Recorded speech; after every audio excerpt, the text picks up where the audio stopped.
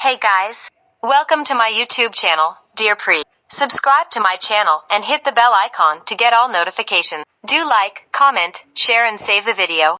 आज की वीडियो में हम क्या क्या पढ़ेंगे। सबसे पहले तो फेमिनाइन शेप के बारे में पढ़ेंगे। फेमिनाइन शेप कौन सी होती है and then disorders of female reproductive system. Female reproductive system के कौन कौन से डिसऑर्डर्स होते हैं।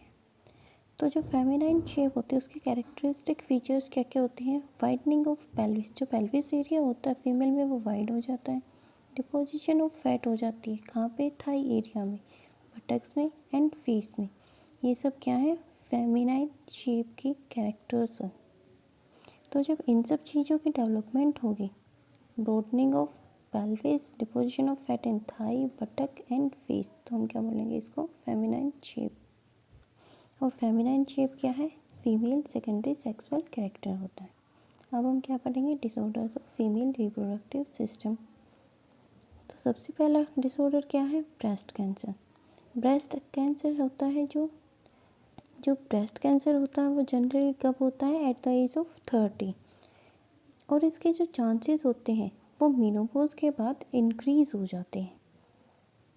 जनरली जो ब्रेस्ट कैंसर होता है उसको हम डिटेक्ट नहीं कर सकते, पर लेकिन जो ब्रेस्ट कैंसर के सेल्स हैं वो अगर किसी और एरिया में जाके और जगह कैंसर क्यूज करेंगे तो हम उसको डिटेक्ट कर सकते हैं। अब ब्रेस्ट कैंसर का ट्रीटमेंट क्या होता है, जो स्पेसिफिक ट्रीटमेंट होता है वो क्या होता है, मैसेक्टोमी। मैसेक्टोमी क्या होता है, मैसेक्टोमी होता है रिमूवल ऑफ ब्रेस्ट। जो फीमेल के अंदर ब्रेस्ट होती है उसको हम सर्जिकली रिमूव कर देते हैं और यही क्या है, इसका ट्रीटमेंट है। उसके बाद जो कैंसर होती है वो रिमूव हो जाती है। अब सेकंड क्या है, सर्विकल कैंसर। सर्विकल कैंसर कहाँ होगी, अगर कैंसर सर्विक्स में होगी तो उसको हम क्या बोलेंगे, सर्विकल कैंसर। ये स्लो ग्रोइंग कैंसर होती है एंड रिमेन अननोटिस्ड। इसको हम अननोटिस्ड रखते हैं कब तक, जब तक ये दूसरे टिश्यूज़ को इन्वेड नहीं करती। इसका ट्रीटमेंट क्या है, रेडिएशन थेरेपी हो सकता है या फिर सर्जरी हो सकता है। अब थर्ड वन क्या है, ओफोरोसिस्टोसिस। ओफोरोसिस्टोसिस क्या होता है, ओवेरियन सिस्ट, मतलब ओवरी के अंदर अगर सिस्ट की फॉर्मेशन हो जाती है उनको क्या बोलेंगे हम, ओवेरियन सिस्ट या फिर ओफोरोसिस्टोसिस। ओवेरियन सिस्ट क्या होते हैं, फ्लूइड फिल्ड ट्यूमर्स होते हैं जो कि ओवरी के अंदर पाए जाते हैं और इनको हम सर्जिकली रिमूव कर सकते हैं इन द ओल्ड एज। अब फोर्थ वन क्या है, एक्टोपिक प्रेगनेंसी। एक्टोपिक प्रेगनेंसी में क्या होता है, इम्प्लांटेशन, जो एम्ब्रियो होती है उसकी इम्प्लांटेशन यूट्रस में नहीं होती, बाकी किसी और जगह पे हो जाती है और जनरली ये कहाँ पे होती है, फैलोपियन ट्यूब के अंदर। इसी को हम बोलेंगे ectopic pregnancy. Fifth one condition होती है ओवोरिटिस। अगर ओवरी के अंदर कोई भी इन्फेक्शन या फिर इन्फ्लेमेशन हो जाती है उस कंडीशन को हम क्या बोलेंगे, ओवोरिटिस। जनरली क्या होता है, किसी भी इन्फेक्शन के कारण होगा, ठीक है। सिक्स वन क्या है, एंडोमेट्रोसिस। अब एंडोमेट्रोसिस में क्या होता है, जो एंडोमेट्रियल टिश्यू होता है यूट्रस के अंदर होता है जनरली तो, लेकिन इसकी अगर ग्रोथ आउटसाइड द यूट्रस हो जाती है तो उस कंडीशन को हम बोलेंगे एंडोमेट्रोसिस। और इसके क्या क्या सिम्टम्स हैं, जनरली तो इसका सिम्टम्स क्या होते हैं, प्री मेंस्ट्रुअल पेन और अनयूजुअल मेंस्ट्रुअल पेन। मतलब जो मेंस्ट्रुएशन होती है उससे पहले ही पेन होना स्टार्ट हो जाता है या फिर मेंस्ट्रुएशन ना हो और अनयूजुअल पेन हो। एंडोमेट्रोसिस होता है, उसका ट्रीटमेंट क्या होगा, तो उसका जो ट्रीटमेंट है वो हार्मोन थेरेपी हो सकता है या फिर सर्जिकल हम रिमूव कर सकते हैं उस टिश्यू को जिसकी ग्रोथ आउटसाइड द यूट्रस हुई।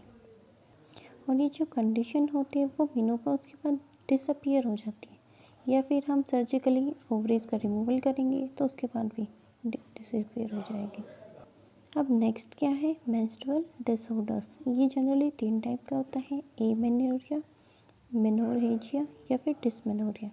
एमेनोरिया में क्या होता है, एब्सेंस ऑफ मेंस्ट्रुएशन, मीन्स जो मेंस्ट्रुएशन साइकिल आती है एवरी 28 डेज में इन नॉर्मल फीमेल, उसकी एब्सेंस हो जाना। मेनोरेजिया में क्या होता है, एक्सेसिव मेंस्ट्रुएशन, मीन्स जो मेंस्ट्रुएशन होती है जनरली इन 28 डेज। जो 28 डेज़ की साइकिल होती है तो उसमें मेंस्ट्रुएशन कितने दिन होता है, 3 से 5 दिन तक होता है। तो अगर मेंस्ट्रुएशन 10 दिन या इससे ज़्यादा हो तो उसको हम बोलेंगे एक्सेसिव मेंस्ट्रुएशन, और उस कंडीशन को हम क्या बोलेंगे, मेनोरेजिया। अब जो डिस्मेनोरिया है उसमें क्या होता है, पेनफुल मेंस्ट्रुएशन में जो मेंस्ट्रुएशन होती है उसमें बहुत ही ज़्यादा एक्सेसिव का पेन होना, उसको बोलेंगे हम डिस्मेनोरिया। अब लास्ट वन कंडीशन क्या है, इनफर्टिलिटी। इनफर्टिलिटी क्या होती है, inability of a human female to become pregnant. और जनरली जो इनफर्टिलिटी होती है वो क्यों, इसके क्या क्या रीजंस होते हैं, या तो फीमेल होती है वो ओव्यूलेट नहीं कर पाए, मतलब एग रिलीज ना कर पाए, या फिर कोई और भी एनाटॉमिकल फैक्टर्स होते हैं जिससे एग होता है और जो स्पर्म होता है उनकी यूनियन ना हो पाए, मीन्स फर्टिलाइजेशन ही नहीं होगी। अगर फर्टिलाइजेशन नहीं होगी तो फिर इम्प्लांटेशन नहीं होगी, और इम्प्लांटेशन नहीं होगी तो फिर फर्दर इवेंट्स नहीं होंगे। ओके स्टूडेंट्स, आज की वीडियो में इतना ही। नेक्स्ट वीडियो में हम गैमेटोजेनेसिस, स्पर्मेटोजेनेसिस इन सब को डिटेल में पढ़ेंगे। Thank you students.